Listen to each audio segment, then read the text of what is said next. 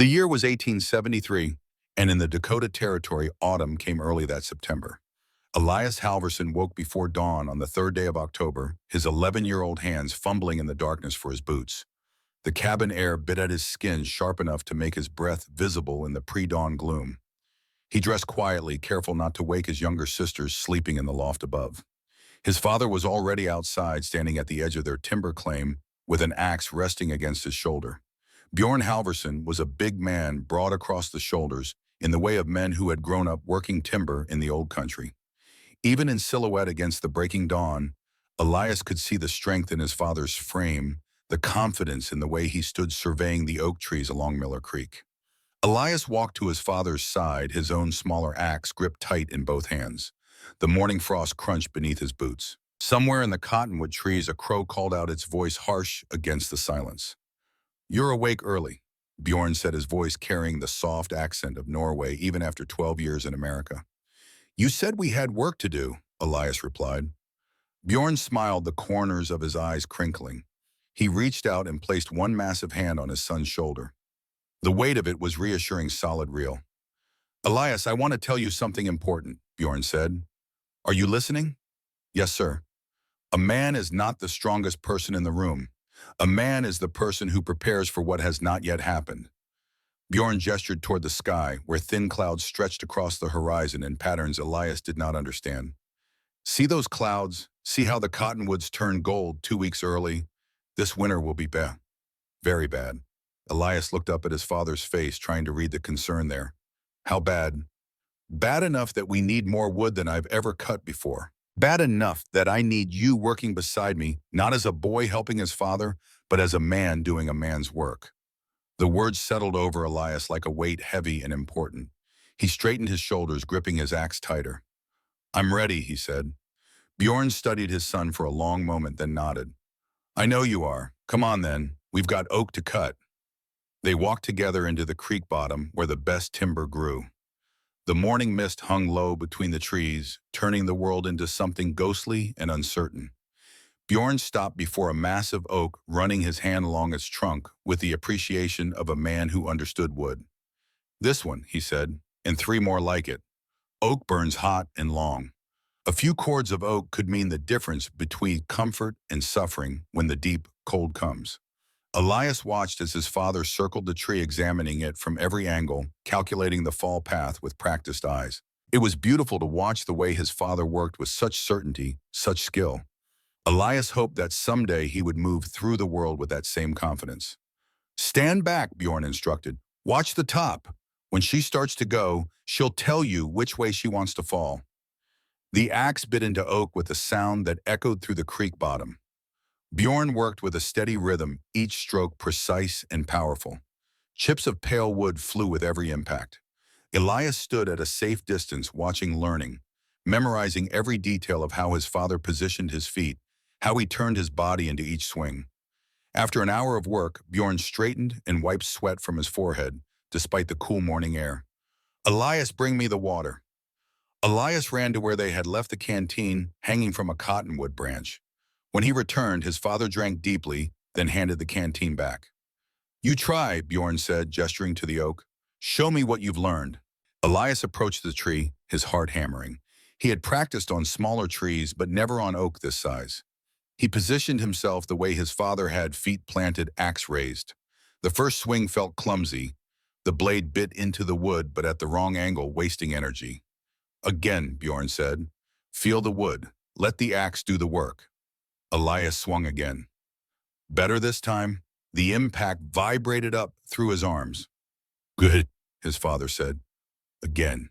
They worked together through the morning, father and son, their axes creating a rhythm in the quiet woods. By midday, the oak was ready to fall. Bjorn took over for the final cuts, the ones that required experience to judge correctly. "Elias, I need you to go back and help your mother," Bjorn said as he prepared for the last series of blows. "Bring the horse and the drag chains. I'll have this sectioned by the time you return." "Yes, sir." Elias turned to go, but his father's voice stopped him. "Elias." The boy turned back. Bjorn was looking at him with an expression Elias could not quite read. Pride, maybe? Or something deeper, something that looked almost like sadness. You're a good son, Bjorn said. Better than I probably deserve. I want you to know that. Papa, you deserve everything good, Elias said, confused by the sudden emotion in his father's voice. Bjorn smiled, but it did not quite reach his eyes. Go on then. I'll see you soon. Elias walked back toward their cabin, his mind still turning over his father's strange mood. The morning had been good, the work satisfying, but something in his father's final words felt wrong, like a note played off key. He found his mother outside the cabin, hanging laundry on the line. Ingrid Halverson was 34 years old with blonde hair still bright, despite years of prairie sun and hands calloused from endless work. She looked up as Elias approached. "Where's your father?" she asked, finishing the big oak. "He sent me back for the horse and chains." Ingrid's eyes went to the sky, reading something in the light that Elias could not see. "He's working too hard. That oak can wait another day.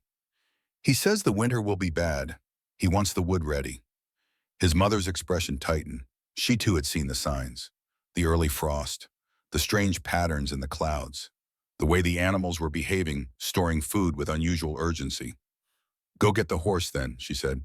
"But tell your father to come home before dark. We're having stew, and I want the family together." Elias led their draft horse from the small barn, a sturdy animal named Thor, who had pulled their plow through 2 planting seasons. He gathered the drag chains, heavy lengths of iron that clinked and rattled as he coiled them over the horse's harness. The walk back to the creek bottom took longer with the horse in tow. Thor was strong but not fast, and the chains added weight that made him plod even more deliberately than usual. Elias talked to the horse as they walked the way his father did, treating the animal like a partner rather than a tool. "We're almost there, Thor. Papa's got good oak for us to drag. You'll do fine. You always do." The horse's ears flicked back, listening. They were perhaps 200 yards from where Elias had left his father when the sound came. Not a crash exactly, more like a massive exhalation, the sound of something very large and very heavy settling into the earth with sudden, awful finality, and then cutting through the morning air like a knife, a scream. But it was not his father's voice. It was Elias's own throat making that sound, a cry of pure animal terror that he did not remember deciding to make. He dropped the horse's lead and ran. The scene that met his eyes made no sense at first. His brain could not process what he was seeing. His father lay on his back, pinned beneath the massive oak trunk. The tree had twisted as it fell, catching Bjorn in a way that should not have been possible. He had cut it perfectly. Elias had watched him calculate the fall path. It should have gone the other way, but oak was heavy and unpredictable, and sometimes even the most experienced logger could not account for every variable. A gust of wind, a weakness in the wood, a moment of inattention. It did not matter now. What mattered was the oak tree lying across his father's chest, pressing him into the soft earth of the creek bank. Elias reached his father's side and grabbed the trunk with both hands, trying to lift. His 11-year-old muscles strained against the impossible weight. The oak did not move. Might as well try to lift the earth itself. "Papa," the word came out as a sob. "Papa, I'll get it off. I'll get it off." Bjorn's eyes opened. They found Elias's face, and in them the boy saw everything. The apology, the fear, the desperate love of a man who knew he was leaving his family alone. His father's lips moved, but the words were barely whispers. The weight on his chest was too great. "Elias," Bjorn breathed, "listen to me. I'm going to get help. I'll run to town. They'll come with ropes and horses, and we'll lift it, and you'll be fine." And Elias, stronger now, using what little air he could draw. "Listen." The boy fell silent, his hand still gripping the oak, as if holding it could somehow make a difference. "You are the man of the house now," Bjorn said. Each word was an effort bought with precious breath. "You have to protect your mother and your sisters. Promise me." "You're going to be fine," Elias said, but even as he spoke the words he knew they were lies. "Promise me." His father's hand found Elias's arm, gripping with surprising strength. "I promise," Elias whispered. "Good boy." Bjorn's eyes were starting to lose focus, looking past Elias to something only he could see. "Tell your mother I'm sorry. Tell her the woodpile is big enough. Tell her to use the oak for the coldest days." "Papa, please." "Elias." His father's eyes cleared for a moment, focusing on his son with fierce intensity. "Men cry. Don't let anyone tell you different. Cry now if you need to, but then you stand up and do what needs to be done. You understand? Elias nodded, tears already streaming down his face. I love you, son. I love all of you. I'm sorry I won't see the men you and your sisters become. But I know you'll be good. I know you'll be strong. Not because you have big muscles, but because you have this. Bjorn tried to lift his hand to tap Elias's head, but could not manage it. And this. His eyes went to where Elias's heart was beating wild and terrified beneath his shirt. I love you too, Papa, Elias said. They stayed like that as the sun climbed higher in the sky. Elias held his father's hand and talked to him, telling him about the morning's work, about how he had felt when the axe bit into the oak, about how he wanted to be just like his father when he grew up. Bjorn's breathing became shallower, more labored. His eyes drifted closed, then opened, then closed again. Stay with me, Papa, Elias begged. Please stay. But his father was already leaving. Elias could see it happening, the life slowly draining from the big man pinned beneath the oak. It took 3 hours. 3 hours of watching the person he loved most in the world slowly suffocate under the weight of a tree he had been cutting to keep his family warm. By the time help arrived, summoned by Elias's sister Annette, who had come looking, when her father and brother did not return for midday meal, Bjorn Halvorsen was gone. They buried him 2 days later on a small rise above the cabin, where he could look out over the land he had worked so hard to claim. Pastor Elijah Whitmore spoke words from the Book of Common Prayer, while the homesteaders of Miller Creek stood with their hats in their hands, faces solemn, with the reminder of their own mortality. Elias stood straight and still, one hand on his younger sister Annette's shoulder. His mother held baby Soren on her hip, her face composed but very pale. She had not cried at all since they brought Bjorn's body home. Elias wondered if maybe she had used up all her tears in those first terrible hours. Their dog, a gray Norwegian elk hound named Odin, lay beside the fresh grave and would not move. The animal whimpered softly, pressing his muzzle against the turned earth as if trying to reach the man buried beneath. After the words were spoken and the other homesteaders had offered their awkward condolences, a man approached Ingrid. Silas Crawford was the most prosperous homesteader in Miller Creek, a hard-faced man with cold eyes and opinions about everything. He had arrived 5 years before the Halvorsens with enough money to buy his claim outright rather than prove it up through labor. He owned 300 acres now, a herd of cattle, and made it known more than once that the Halvorsen claim would make a fine addition to his holdings. Elias watched Crawford approach his mother, his hands clenching into fists at his sides. Mrs. Halvorsen, Crawford said, his voice carrying false sympathy, I want you to know that I am prepared to make you a fair offer for your land. A widow with 3 small children cannot possibly work a homestead alone. The winter alone would be too much. I would hate to see you and your little ones suffer. Ingrid looked at him with eyes that had just watched her husband die. When she spoke, her voice was quiet but hard as iron. My husband built this home with his own hands. It belongs to our children now. It is not for sale. Crawford's expression shifted, the sympathy dropping away to reveal calculation beneath. Think carefully, Mrs. Halvorsen. Pride will not keep you warm when the blizzards come. Pride will not feed your children when the snow is too deep to hunt. I am offering you a way out while you still have the chance to take it. My husband cut enough wood to last the winter, Ingrid said. We will manage. Crawford looked past her to the massive woodpile that Bjorn had built through September, dark and imposing against the autumn sky. For a moment, something like doubt crossed his features. Then he shook his head. We will see, Mrs. Halvorsen. We will see. He walked away, and Elias watched him go with a cold knot forming in his stomach. Not because of Crawford's words, but because he had looked at that woodpile too, had done calculations in his head, the way his father had taught him, and he was not as certain as his mother sounded. That night, after his sisters were asleep, Elias sat alone by the cabin's small stove, holding his father's axe across his knees. The handle was worn smooth from years of use, shaped by his father's hands. It felt too big for Elias to wield properly, but he gripped it anyway, feeling the weight of it. His mother came and sat beside him. For a long time, neither of them spoke. Finally, Ingrid said, Your father was right. You are the man of the house now. I don't know how to be that, Elias whispered. Neither did he at first. When we came to America, your father was younger than you might think, just 22 years old, leaving everything he knew for a place he had only heard about in stories. He was scared, but he learned, and so will you. What if I can't?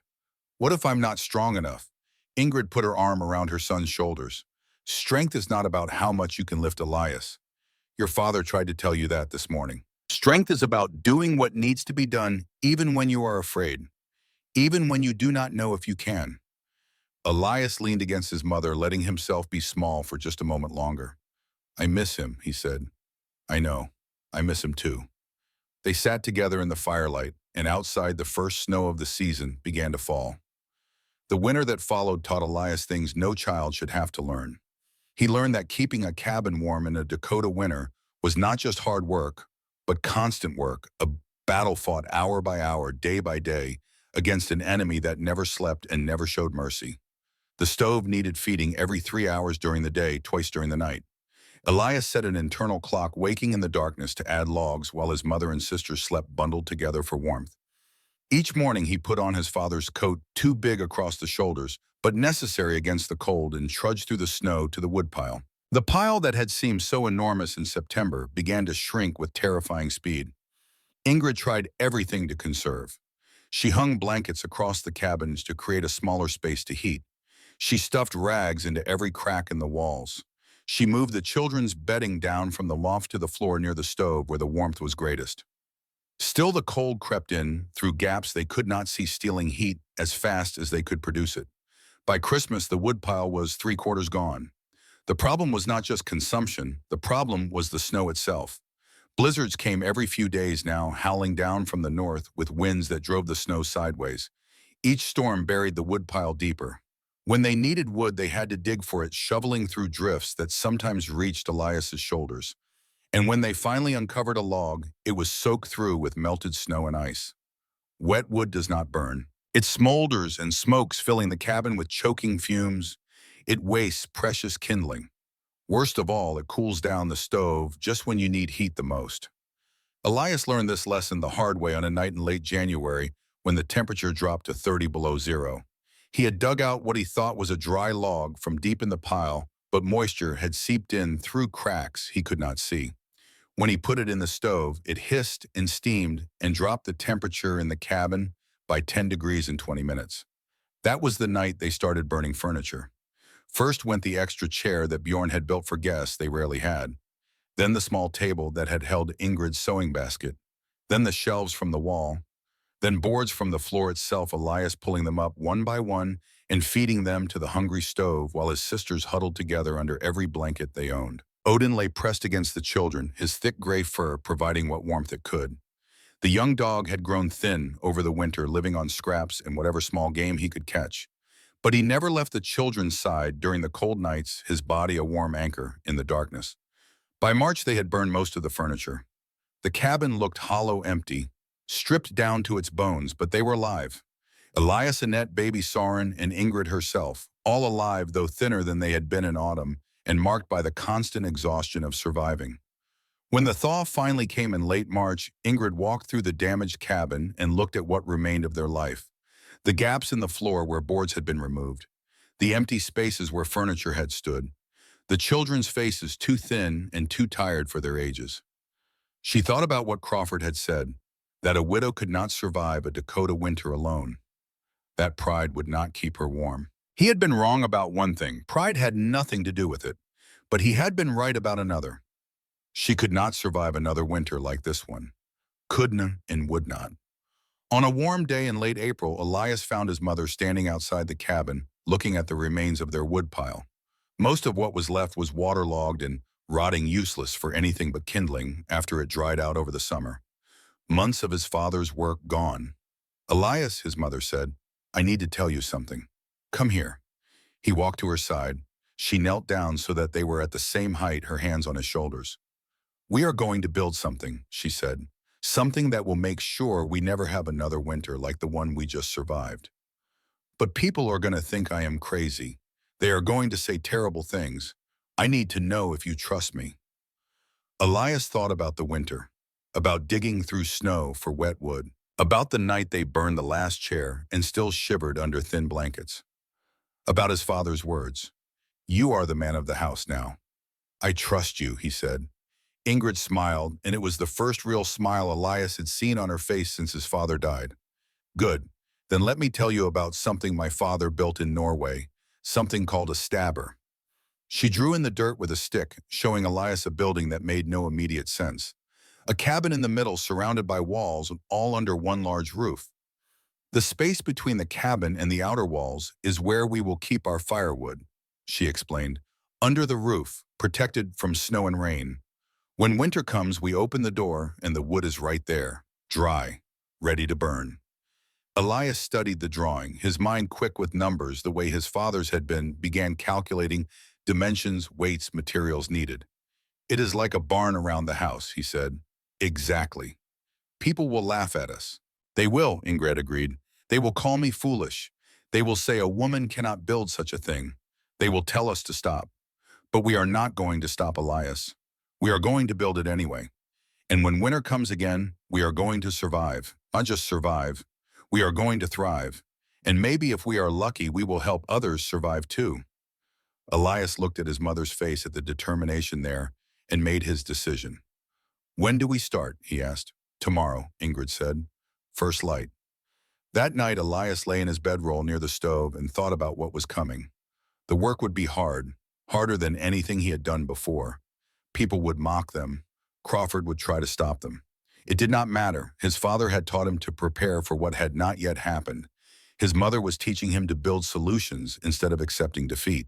He fell asleep with his hand wrapped around the handle of his father's axe, and for the first time since October, he did not dream of falling oak trees. He dreamed of walls rising against the Skamon. When a 12-year-old boy and his widowed mother began construction on the strangest building, Miller Creek had ever seen, the news spread through the settlement like wildfire in dry grass.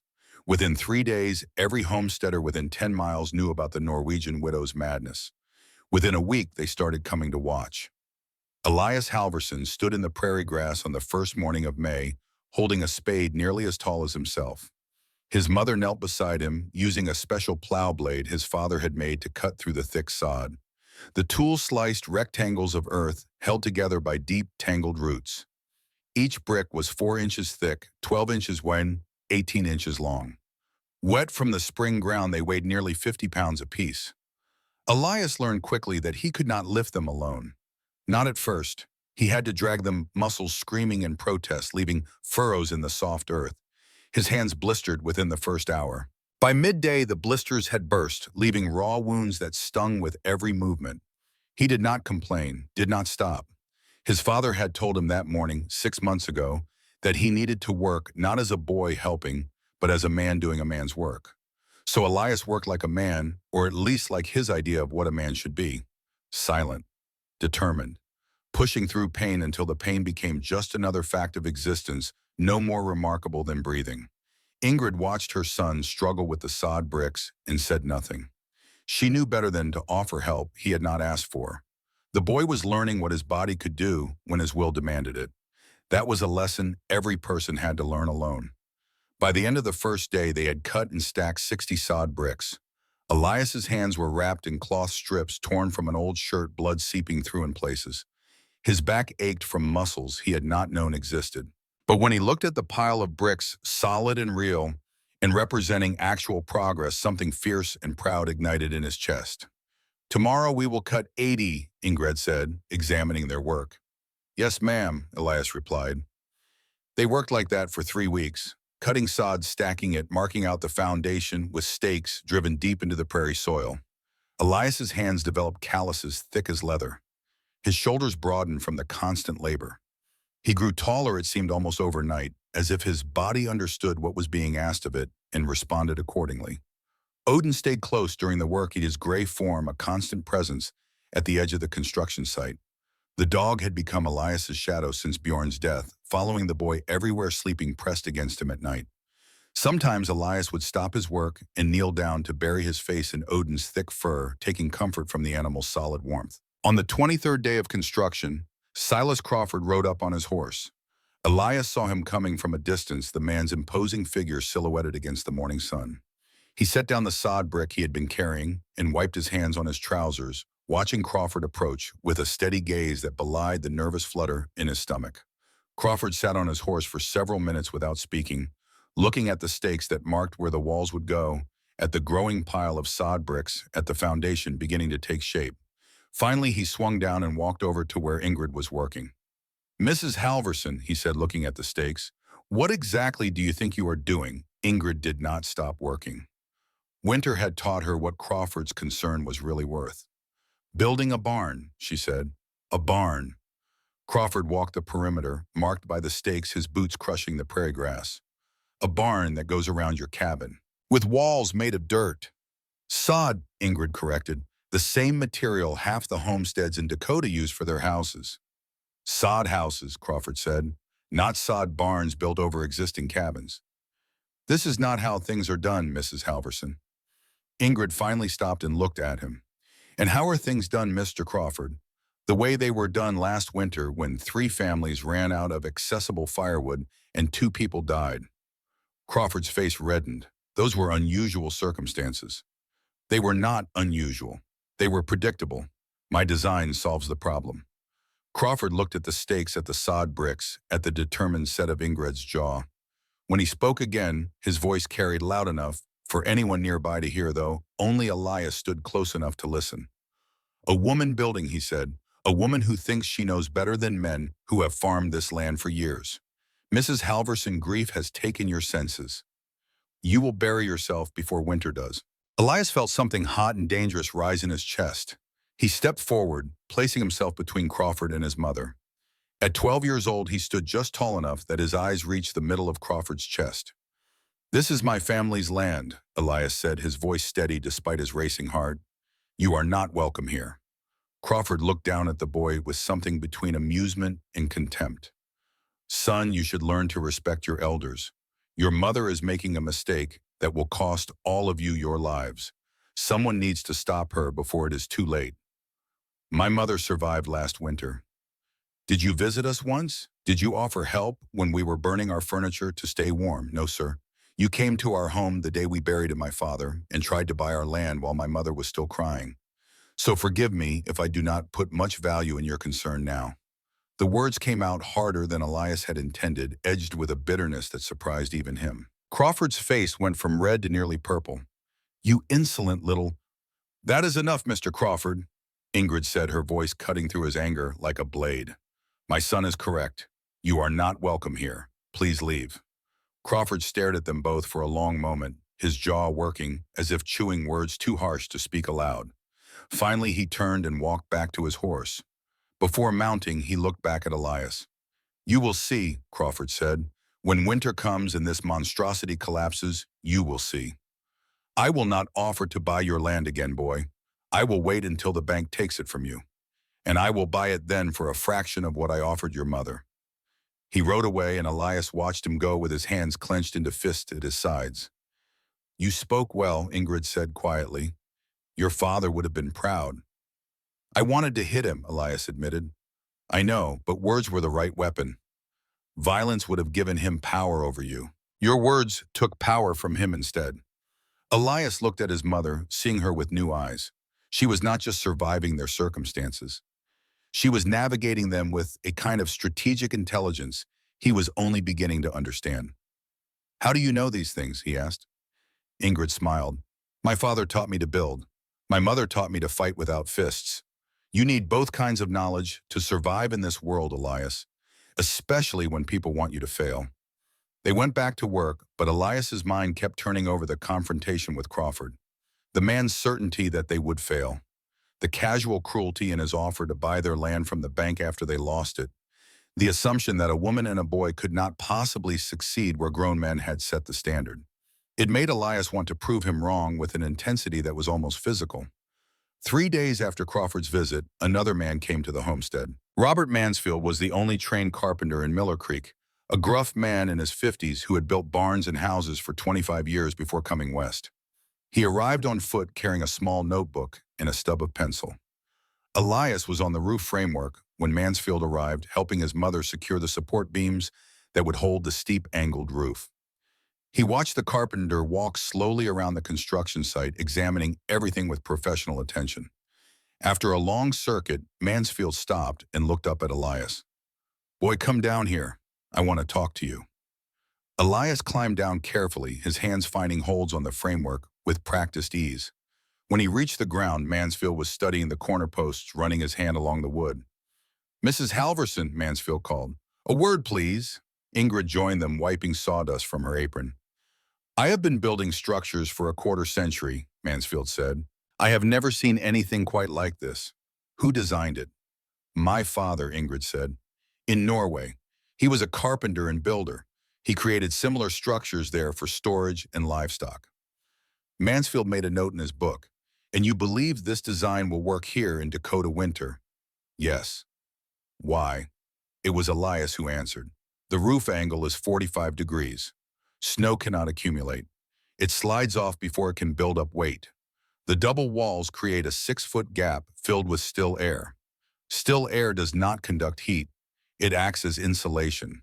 The firewood stored in that gap stays dry regardless of snow depth because it is under the same roof as the cabin. When we need fuel, we open the door and it is right there."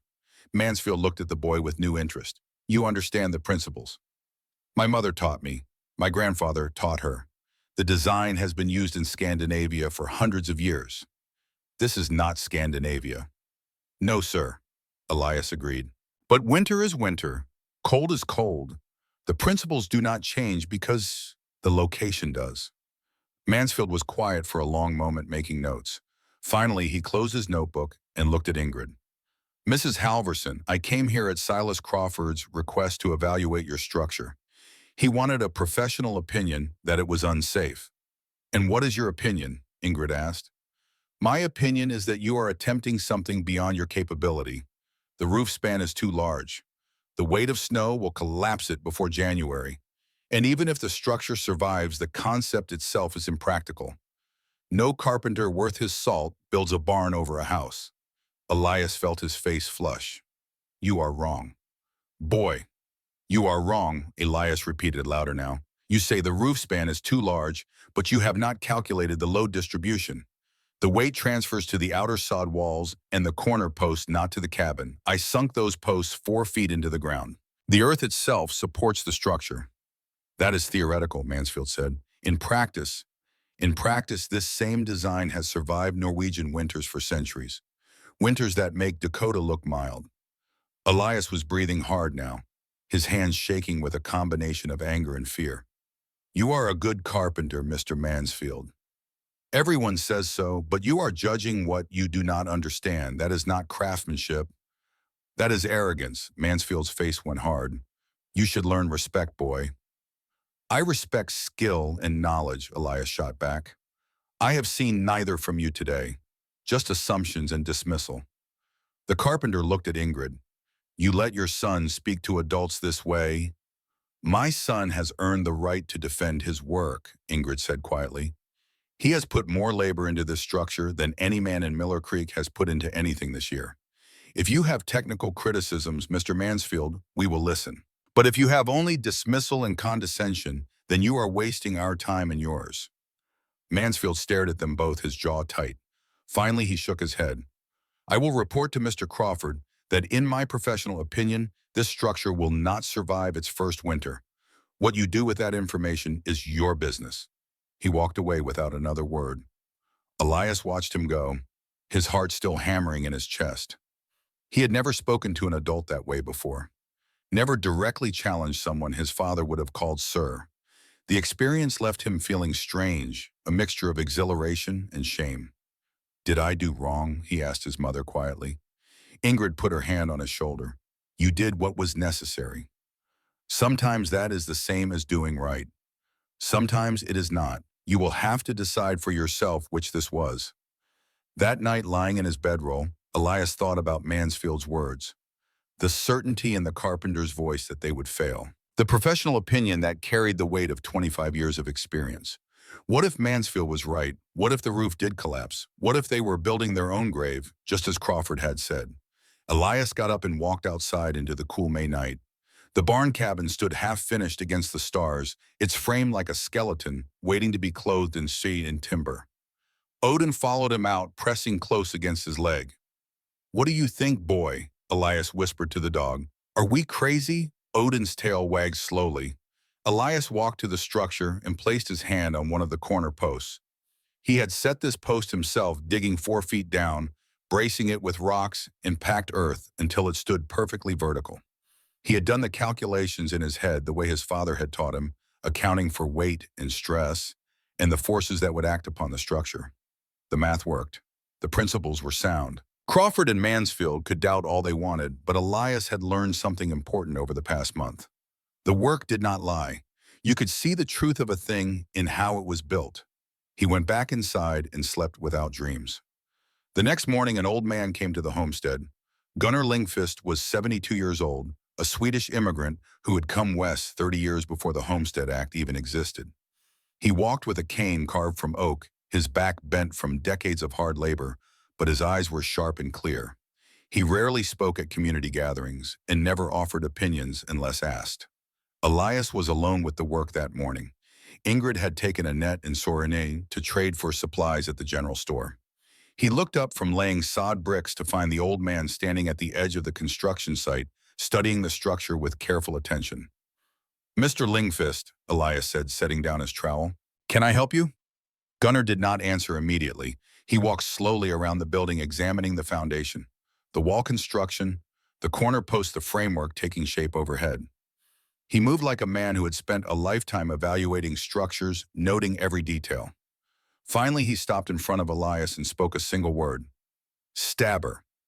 Elias felt something shift in his chest. "You know this design?" "My father built the same thing in Dalarna," Gunnar said, switching to English, heavily accented with Swedish. "When I was a boy younger than you. Double walls, protected storage roof, steep enough to shed the snow." He nodded slowly. "I have not seen one in 50 years. "My mother's father built them in Norway," Elias said. "He taught her. She is teaching me." Gunnar studied Elias's face with new interest. "Your mother was taught by her father, a daughter. He had no sons, and she wanted to learn." The old man was silent for a long moment. Then he did something that surprised Elias. He smiled, his weathered face creasing into deep lines.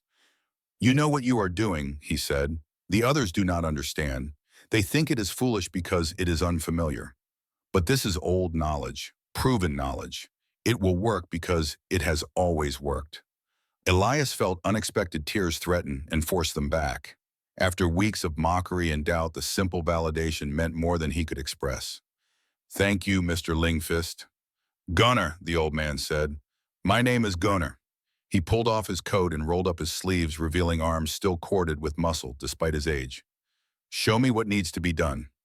They worked together through the morning, old man and boy, their combined knowledge creating something stronger than either could have managed alone. Gunnar knew tricks that Ingrid had not learned from her father, techniques for making sod walls stronger, for creating drainage so moisture would not seep into the foundation.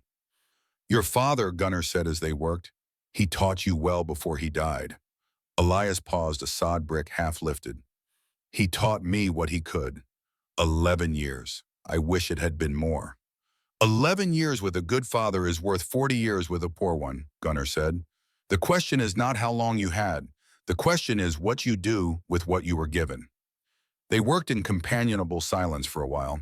Then Gunnar asked, "What was the last thing he told you?" Elias set down the brick and wiped his forehead. "He told me I was the man of the house, that I had to protect my mother and sisters. He told me men cry and that was all right, but then I had to stand up and do what needed to be done." "Good words," Gunnar said. "True words. Are you doing what needs to be done?" Elias looked at the rising walls, at the framework overhead, at his hands calloused from work that would have broken him 6 months ago. "I am trying," he said. "Then you are honoring him," Gunnar replied. "That is all any father can ask." When Ingrid returned that afternoon, she found Gunnar and Elias working side by side, the old man teaching and the boy learning with fierce attention. She stood watching for a moment, something like relief washing over her features. "Gunnar Lingfist," she said, "I did not expect to see you here." "I came to see if the rumors were true," Gunnar said. "They are.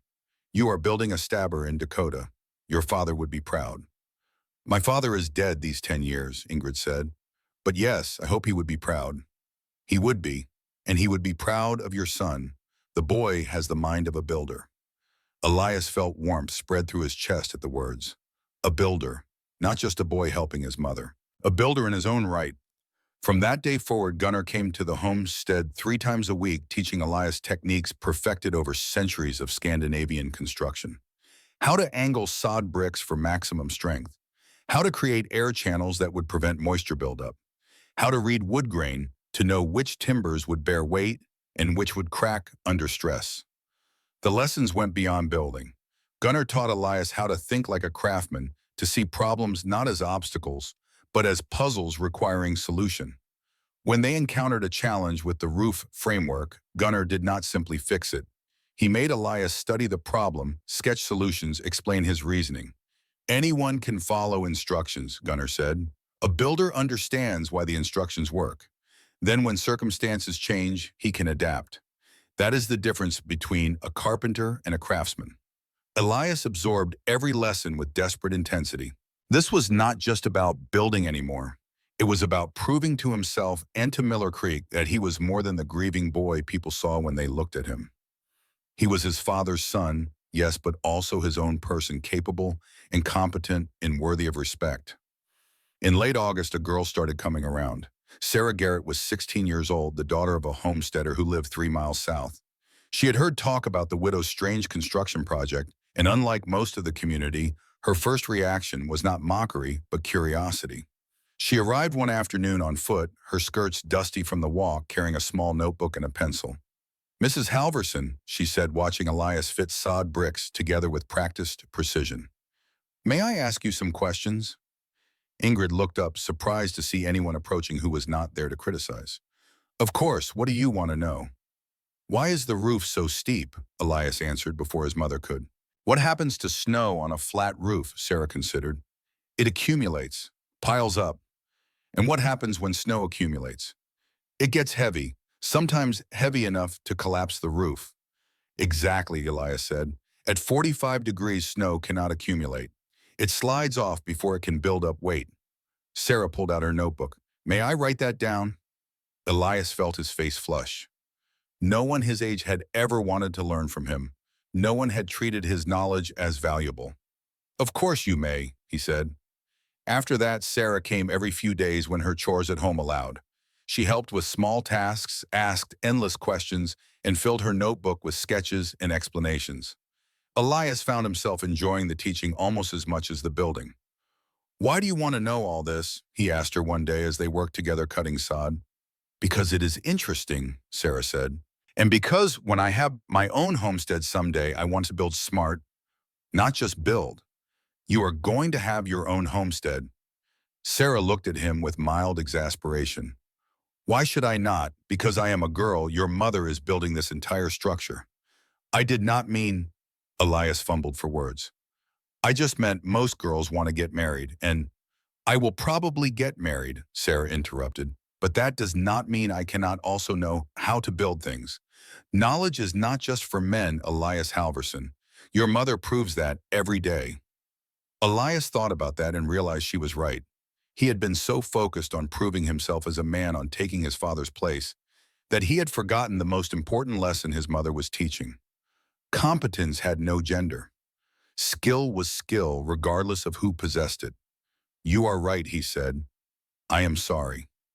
Sarah smiled. "Good. Now show me how you calculate the load-bearing capacity of those corner posts."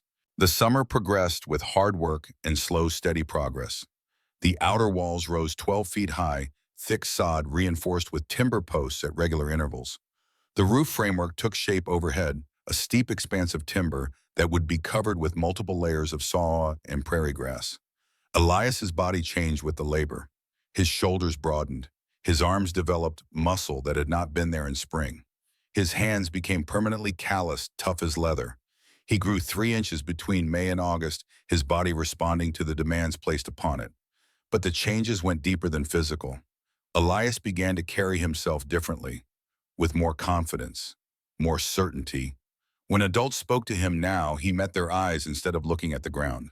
When they questioned the structure, he answered with calm explanation instead of defensive anger. He was becoming the man his father had told him to be, not through grief or desperation, but through work and knowledge and earned capability. In early September, the barn cabin was nearly complete. The outer walls stood solid and strong. The roof soared overhead, its steep angle exactly as designed.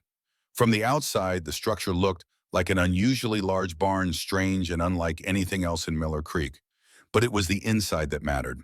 Elias opened the cabin door and stepped into the space they had created, 6 feet wide on every side. The gap between the cabin and the outer walls was lined with shelving framework that would hold firewood. Already they had begun filling it, stacking cord after cord of wood that had been drying all summer. He walked the perimeter, slowly running his hand along the sod walls, feeling the solidity of what they had built. The air in the space was cool, but not cold dry, but not dusty. It smelled of earth and timber, and the faint sweetness of the grass growing on the outer roof. Gunnar came to stand beside his. "You did good work, boy." "We did good work," Elias corrected. "I could not have done this alone." "Maybe not, but you did more than I did, you and your mother. This is your accomplishment." Elias looked at the old man who had appeared when they needed him most, who had taught without condescension, who had believed when others doubted. "Thank you, Gunnar, for everything." The old man gripped Elias's shoulder with a hand that was still strong despite his age. "Thank me by teaching others what you have learned. Knowledge that has kept these. Knowledge that has shared lives forever." On a cold morning in early November, the first test came. A sudden cold snap swept down from Canada, dropping temperatures to 15 below zero for 3 days straight. The wind howled across the prairie, driving snow before it piling drifts against every structure in Miller Creek.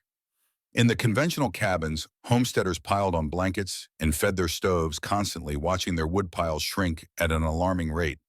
In some houses, frost formed on the inside of windows and walls.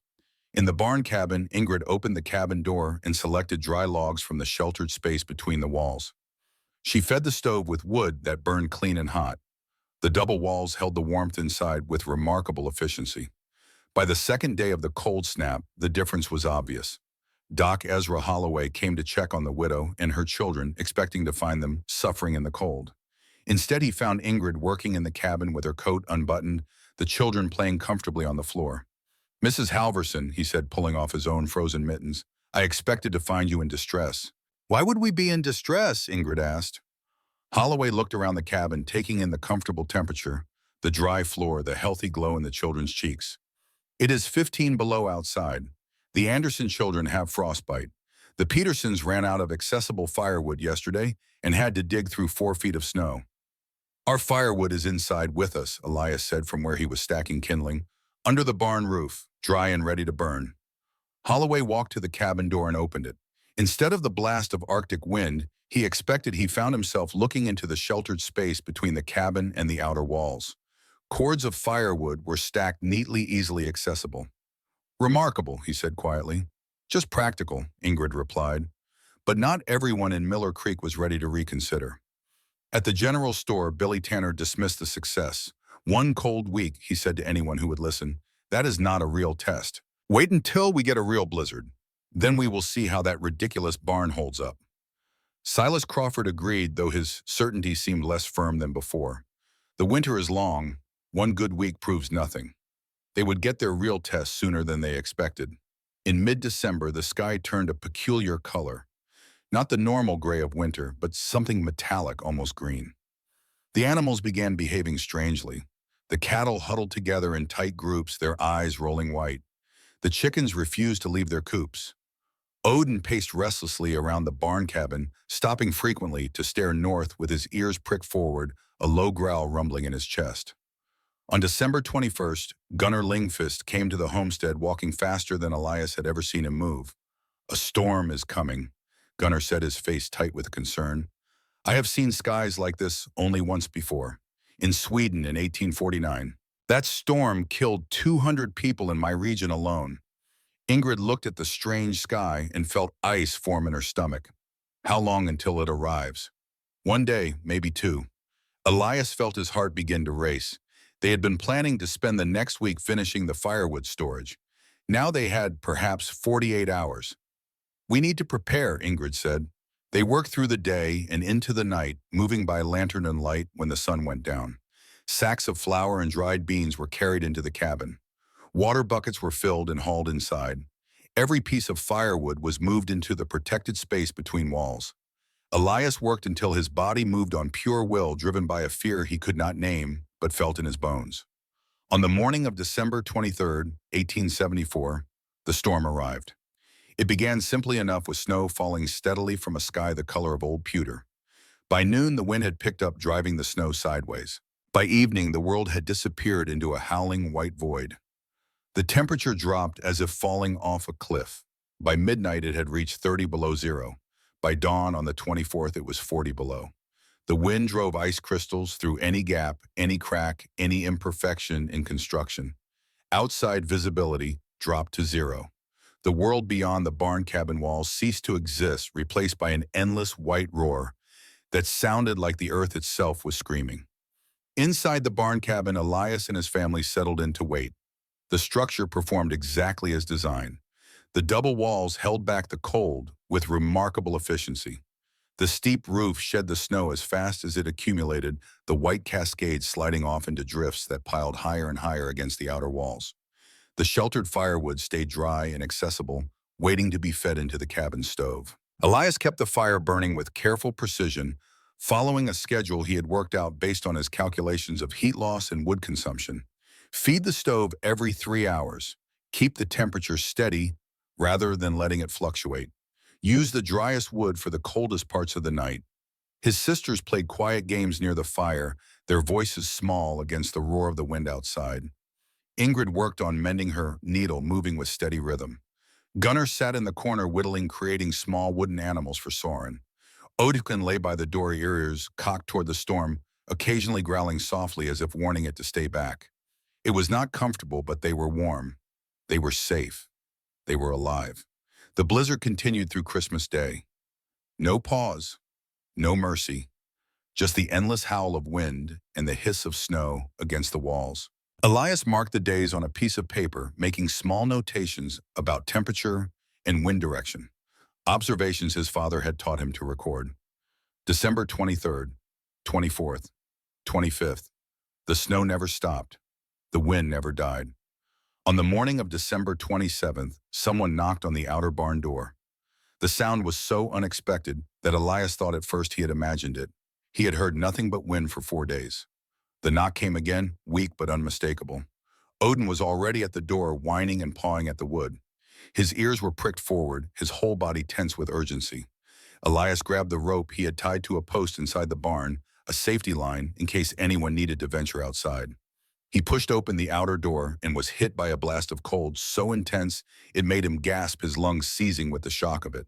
A figure lay collapsed in the snow, just outside the door, barely visible through the driving white.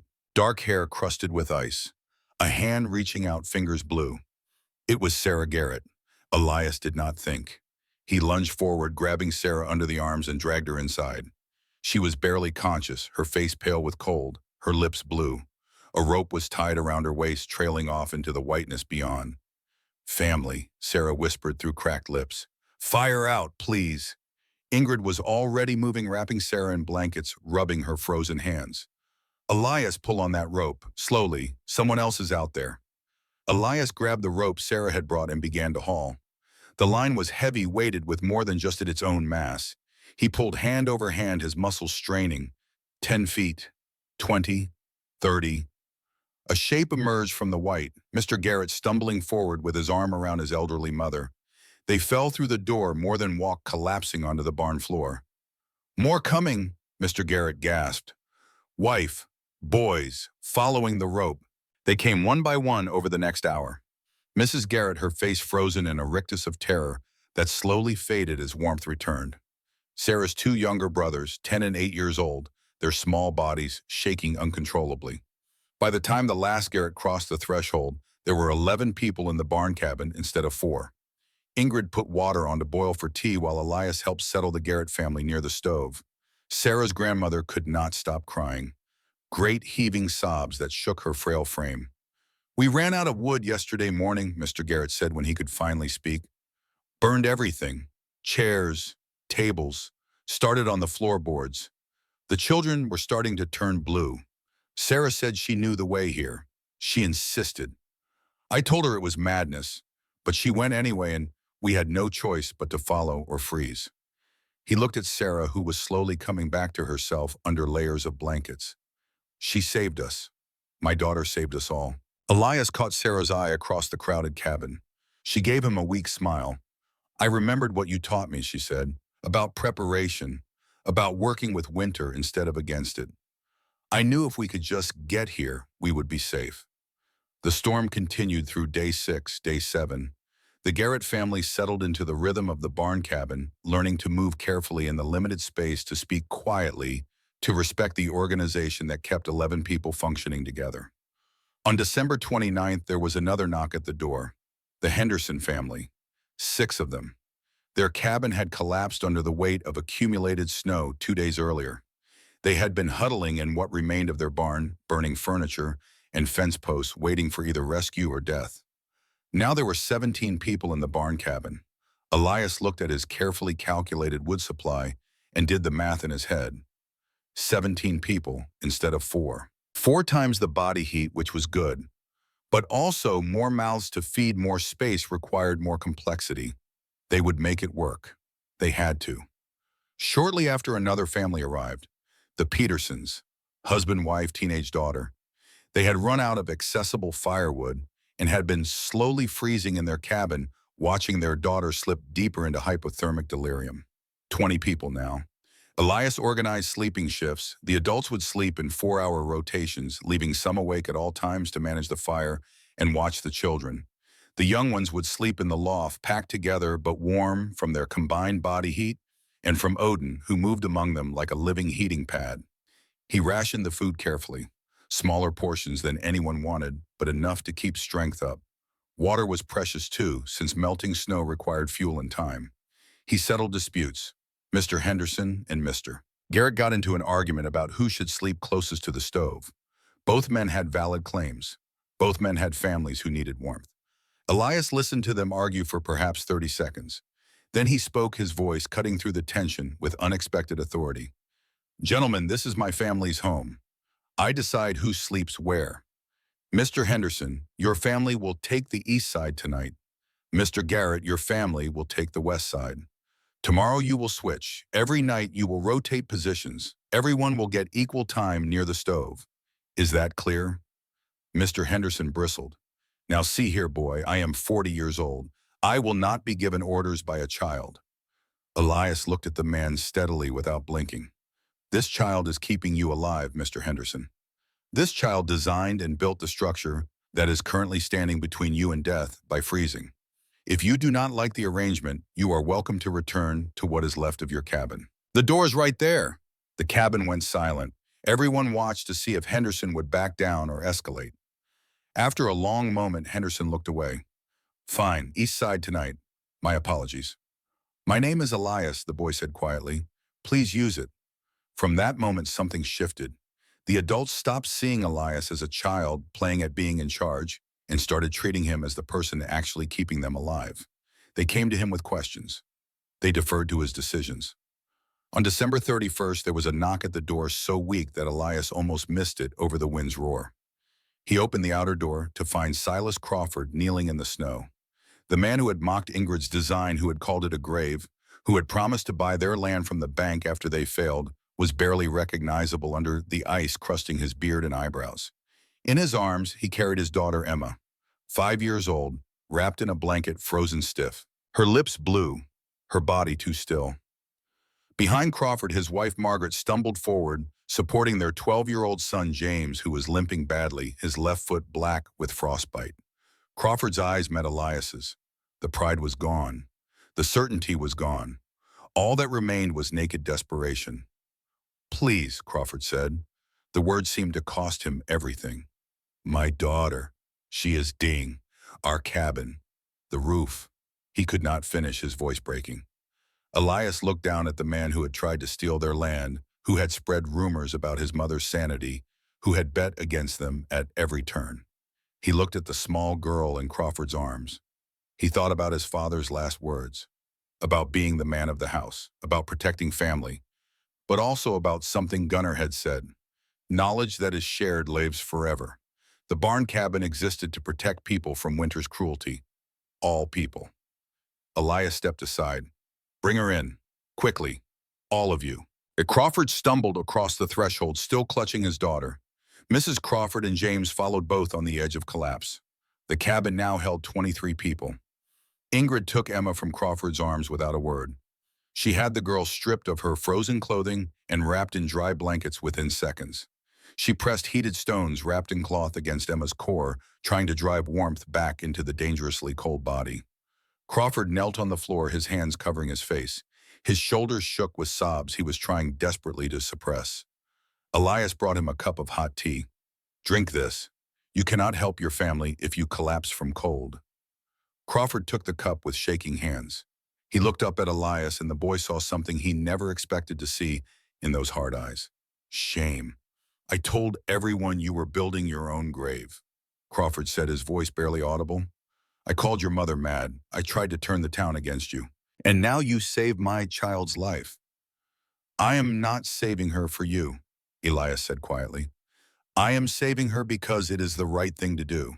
What kind of person would I be if I let a child die because I did not like her father?" For 2 days, Emma Crawford lay unconscious while Ingrid worked to bring her back from the edge. Slow warming, careful feeding of broth when the girl could swallow. Constant monitoring. On the second biome, Emma's eyes fluttered open. The first thing she saw was Odin lying beside her, his great gray head resting on his paws, watching her with patient attention. The dog had appointed himself Emma's guardian, refusing to leave her side. "Can I pet the dog?" Emma whispered, her voice weak. Elias, sitting nearby, felt tears spring to his eyes. "Yes, sweetheart, you can pet the dog." Emma's small hand reached out and stroked Odin's fur. The dog's tail wagged gently, and he pressed closer against the girl, sharing his warmth. Silas Crawford, watching from across the crowded cabin, put his face in his hands and wept openly. The sound of a man confronting his own smallness and finding it unbearable. Later that day, when Emma was sleeping peacefully, Crawford approached Elias. The boy was outside in the protected space between walls, selecting wood for the evening fire. "Elias," Crawford said, "I need to say something." Elias turned wood in his arms. Crawford knelt down, bringing himself to eye level with the 12-year-old boy. "I'm sorry for everything. I was wrong about your mother, wrong about this building, wrong about you. I let my pride and my greed make me cruel." He paused, struggling with the words. "You saved my daughter's life. You saved my family. After everything I did to hurt yours, I do not know how to repay that kind of grace." Elias looked at the broken man kneeling before him. "You do not need to repay me," Elias said, "but you can help others. Learn how this structure works. Understand why it works. Then build one yourself. Teach your neighbors. Make sure no more families have to choose between freezing and digging for wet wood in a blizzard." Crawford nodded slowly. "I will. I promise you I will." "Then we are even," Elias said. The storm finally broke on January 1st, 1875. 9 days after it had begun, the wind died down, the snow stopped falling, and the sky cleared to a brilliant, painful blue. The temperature rose from 40 below to 20 below. Elias was the first to step outside. He stood in the snow, which had piled up to the eaves of the barn structure, and looked out at a world transformed. Where there had been familiar landmarks, there were only smooth white drifts. Where there had been fences and outbuildings, there were only shapes buried under snow. One by one, the others emerged behind him. 23 people who had survived 9 days of the worst blizzard in Great Plains history. They stood together in the brilliant sunlight, blinking like creatures emerging from a cave alive when they had no right to be. Silas Crawford stood beside Elias and looked at what remained of his holdings. His cabin had collapsed completely. His cattle barn was silent, the animals inside frozen. His woodpile was invisible under a drift 10 feet deep. "I have lost everything," he said, his voice hollow. Elias looked at the man. "You have not lost your daughter. You have not lost your wife or your son. You have not lost your life." Crawford was silent for a long moment. "No," he said finally, "I have not." News of what had happened at the Halverson barn cabin spread through Miller Creek within days of the storm's end. 23 people, saved by a structure the town had called a folly. The community transformed almost overnight. Robert Mansfield came to the barn cabin 3 days after the storm ended. His fingers were bandaged from frostbite. "Mrs. Halverson," "Elias," he said, his hat in his hands, "I told everyone your structure would not survive its first winter. I was completely wrong. The design is brilliant. I would like to study it if you will permit me.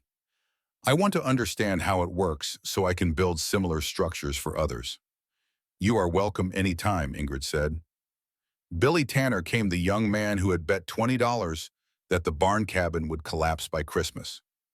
I was a fool, he said to Elias. Can you forgive me? You were young, Elias said. Young people are allowed to be wrong. What matters is what you learn from it.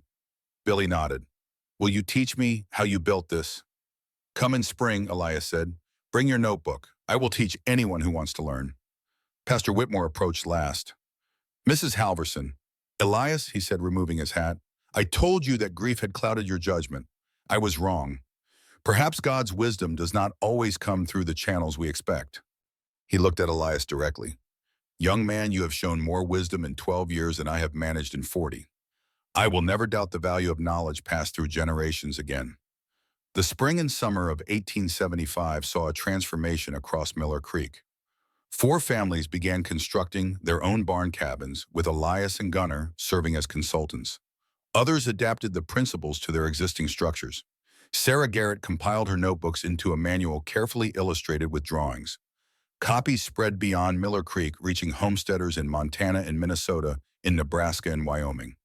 Silas Crawford built the second barn cabin in the region, working alongside Elias through the summer, learning every technique. The man who had tried to steal the Halverson land became one of the design's most vocal advocates. By the following winter, dozens of families across the northern plains had adopted the double wall design. 4 years passed. In 1878, Ingrid Halverson married Doc Ezra Holloway in a ceremony at the Miller Creek Church. The entire community attended, including Silas Crawford and his family. Emma Crawford, now 9 years old and healthy, served as flower girl. It was not a romantic love match. Doc Holloway was a quiet man, 20 years older than Ingrid, but he was kind and steady, and he respected Ingrid's capabilities. More importantly, he loved her children as his own. Elias was 16 by then, working as a master carpenter. The boy who had built a barn over his cabin had become a young man known throughout the territory for structures that combined beauty with practical wisdom. The years continued. In 1882, Gunnar Lingfist passed away peacefully in his sleep at the age of 80. Before he died, he had told Elias something the boy never forgot. Knowledge that is kept dies. Gunnar said, his weathered hand gripping Elias's. Knowledge that is shared lives forever. You have given this gift to hundreds of families. That is a legacy worth more than any amount of land or money. Elias had wept at the old man's grave, this mentor, who had appeared when hope seemed lost, who had validated their vision when everyone else mocked it. In 1885, Odin died at the age of 15. He had lived a long life for a dog, longer than anyone expected. He had seen the children grow from babies to adults. He had weathered 13 Dakota winters in the barn cabin he had helped guard. In his final days, he spent most of his time lying by the cabin door, as if still listening for threats that might come out of the wind. When he finally closed his eyes for the last time, his muzzle was pointed toward the grave on the hill where Bjorn Halverson lay buried. They buried Odin beside Bjorn on the small rise above the homestead. Elias placed a simple stone marker at his grave, inscribed with 2 words, "Good boy." For years afterward, visitors would see Elias walking up to that small rise in the evenings, standing between the 2 graves, speaking softly. The original barn cabin stood for 44 years. It was finally abandoned in 1917, 5 years after Ingrid's death, when the family moved to a modern house in the growing town. But it did not fall. Researchers from the State Historical Society came in 1923 to document the building. They measured the walls still standing straight after half a century. They examined the roof, which had not leaked despite decades without maintenance. They tested the firewood that still remained in the space between the walls. 44 years of Dakota weather, and the wood was still dry enough to burn. Modern testing in 2015 confirmed what the old reports had suggested. The double wall design was roughly 2.3 times more thermally efficient than conventional construction of the same era. On a warm day in May of 1912, Elias Halverson stood beside his mother's bed as she took her last breaths. She was 73 years old, her blonde hair gone white, her hands still calloused from decades of work. "Did we do good, Elias?" she whispered. "Your father and I. Did we teach you what you needed?" Elias held his mother's hand, feeling the familiar calluses, the strength that remained even now. You taught me everything important. Not just how to build, but why to build. Not just how to survive, but how to help others survive too. Ingrid smiled. Your father would be proud. I wish he could have seen the man you became. He saw enough, Elias said. He saw what mattered. His mother's eyes drifted closed. Her breathing slowed, became shallower. In the final moment she smiled. She died peacefully. Years later, when Elias himself was an old man, people would ask him about that winter, about the 9 days in the barn, about the boy who had defended his mother's vision and been proven right. He would tell them about his father's death and the terrible winter that followed and the decision to build something better. He would explain the principles of thermal insulation and snow load distribution and moisture management. He would draw diagrams and answer technical questions with the patience of a born teacher. But he would always end with the same story, about a 5-year-old girl named Emma Crawford, almost dead from cold, opening her eyes to see a gray dog watching over her. About her father kneeling before a 12-year-old boy asking forgiveness. About 23 people who survived because knowledge was shared instead of kept secret. My father told me to be the man of the house, Elias would say. But my mother taught me that being a man meant building something bigger than yourself, something that could protect not just your family, but everyone's family. That is the legacy worth leaving. The barn cabin is gone now, finally collapsed in the 1950s, but photographs remain, and plans, and the dozens of similar structures that still stand across the northern plains, silent testimony to what a widow and her son built in 1874. Sometimes when winter storms sweep down from Canada and bury the Dakota prairie under snow, old-timers still tell the story. About the boy who became a man at 12 years old. About the structure everyone called a folly. About the 9 days that changed Miller Creek forever. They tell it because it is a good story, but also because it reminds them of something important. That wisdom is meant to be passed on. That helping others is never weakness. That sometimes the quiet voice of experience is wiser than the loud voice of authority. The knowledge spread across the northern plains, saving hundreds of families in the decades that followed. The principles that Magnus Larsson had carried from Norway, taught to his daughter Ingrid, passed to her son Elias, and shared with Gunnar and Sarah, and everyone willing to learn continued to multiply through the generations. This is the story of Elias Halverson in the barn cabin that saved Miller Creek. It is a story about survival and knowledge, about tradition and innovation, about mockery and vindication. But more than anything, it is a story about how we face hard times.